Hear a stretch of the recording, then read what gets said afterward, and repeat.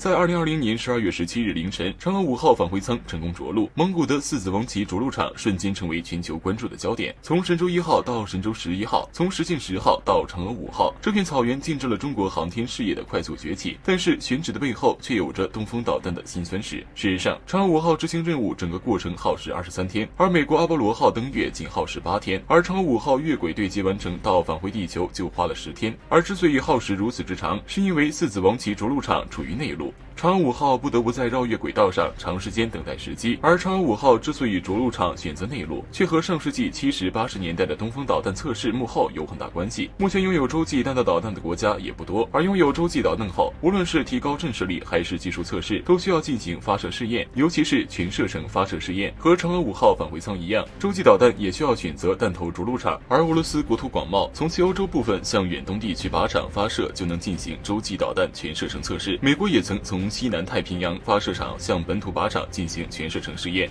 从1971年，中国拥有首个可以覆盖美国本土洲际弹道导弹东风5，但当时仅成功进行了短程试验。到1980年，中国决定执行代号580任务，展开东风5全射程试验。当时着陆点选的是太平洋南部海域中，需要科学试验船在预定着陆区进行护航回收数据。为了保证任务完成，中国海军几乎出动了所有精锐，但当年中国海军主力舰051型护卫舰一共只有9艘，就调动了6艘参加护航编队，还有131南京舰、162南宁舰、108济宁舰等老舰。尽管我们出动了精锐，但是和敌人的实力还是相差太远。美国、澳大利亚和日本军舰军机全程围堵，澳军舰和新西兰打捞船在预定着陆海域巡航，试图趁机冲进标靶区，而美国飞机在弹着区上空盘旋，而中国护航编队针锋相对进行封堵。最终，中国在短时间内有惊无险地回收了数据舱。由于中国海军力量弱小，之后我国洲际导弹试射都选在内陆靶场，而随着中国海军逐渐走向强大，未来中国航天工程选择在海洋着陆也将是趋势。这还只是上世纪国外围堵、封锁、恐吓和威胁中国的一小部分。中国走到今天真的很不容易。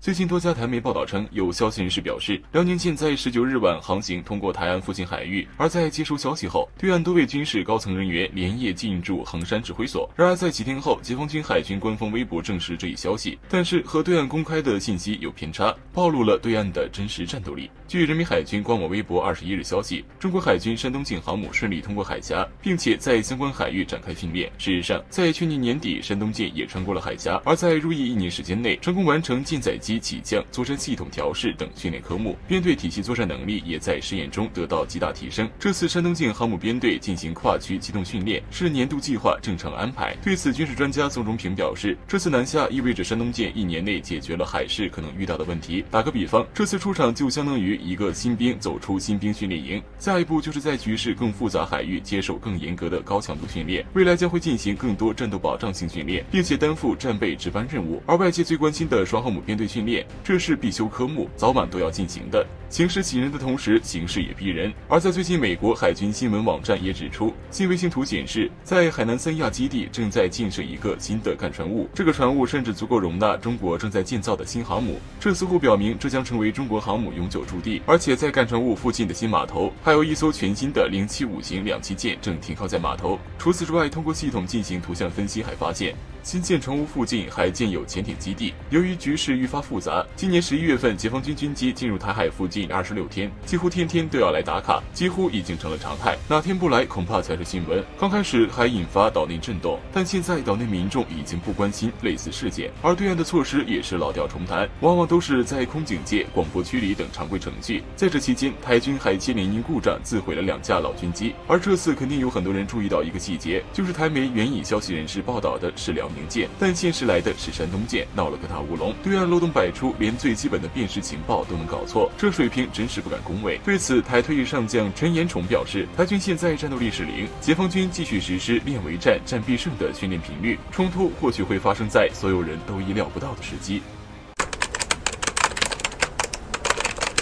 中国和印度同是人口大国，曾经处于同样的起点，经济发展增速都很快，所以印度最喜欢和中国比，时不时爆出在某某领域超过了中国。而这次印度在一领域取得成果，印度人更是再次高潮宣称超越了中国，连美俄都不敢这么说，究竟怎么回事？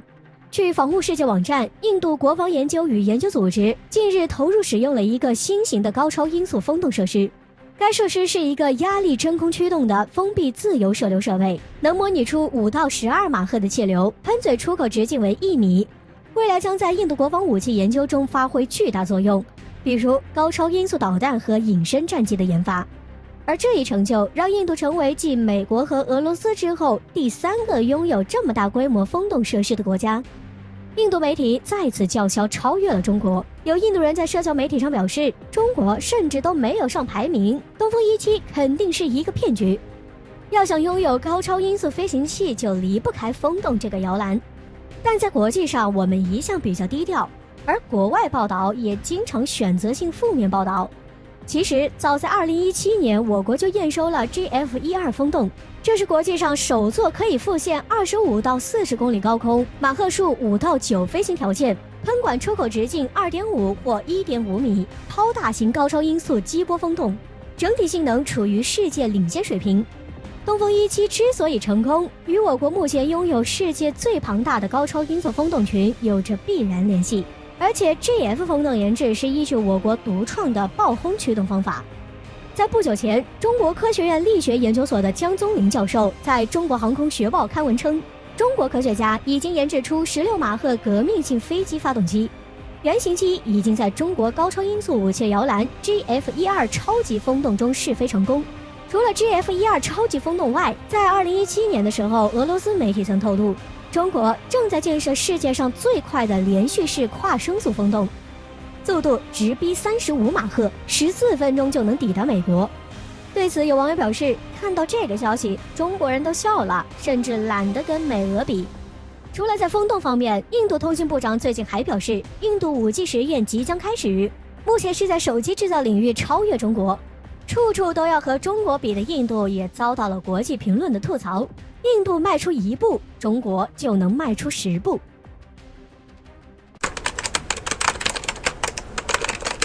仅剩1个月，美国就要经历权力交接，然而对遥远的中东却有着很大的影响。最近，在一个特殊日子，美国大使馆再次遭到打击，一细节披露，美国暴露了。在伊朗将军苏莱曼尼被美国斩首1周年左右，驻伊拉克美军紧张加剧。在20日，伊拉克军方表示，巴格达市中心绿区当晚至少遭到8枚卡秋莎火箭弹袭击，目标就是美国驻伊拉克大使馆。虽然美国防空系统进行拦截，但使馆设施仍然受到损坏，不过没有人员伤亡。他们指出，这些火箭弹是被非法组织发射，大多数导弹击中了绿区内，损伤了建筑物和汽车等。令人诧异的是，绿区内办公的安全官员披露了一个细节，就是美国这套防空系统只拦截了其中1枚火箭弹，8枚火箭弹只拦截了1枚。美国防空系统这种拦截率只能有2个原因，一是美国防空系统被吹大了，二是故意放水。但是很多人都知道，卡秋莎是2战时期就投入使用的火箭炮，卡秋莎的威力和弹道都很原始，一般防空系统都能拦截。主要原因很可能就是第2种。虽然在苏莱曼尼被刺杀不久后，伊朗曾对美大使馆发起导弹袭击，针对绿区的类似袭击事件也经常发生。美国已经陆续从驻伊拉克大使馆撤出大部分人员，但这次袭击还没有组织宣称对此负责。而伊朗支持的伊拉克什叶派准军事团体主张党旅也发声明进行了谴责，并表示这个时候袭击邪恶的大使馆是不合适的。该组织经常被指责发动多次袭击，但这份异常声明表明，他们只想在苏莱曼尼被斩首1周年的时间缓和局势，并不想惹是生非。分析称，